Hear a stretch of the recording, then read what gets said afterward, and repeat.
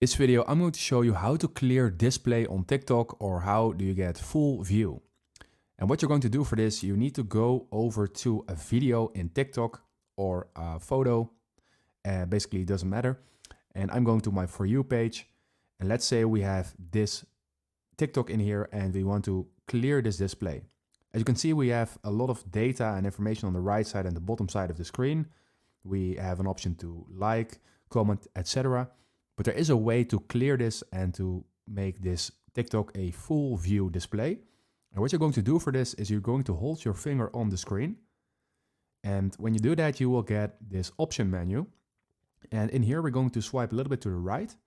And there we see it's grayed out right now. It says clear display. And when you click on clear display, everything will be cleared and you only see the TikTok itself.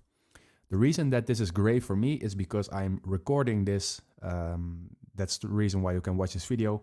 And TikTok do not allow clearing the display when there's a screen recording, as you can see. But when you do this yourself, it will be available, it will work, and this will clear your display and give you a full view for your TikTok. So if this video helped you out, please leave a like and consider subscribing, and then I see you in the next one.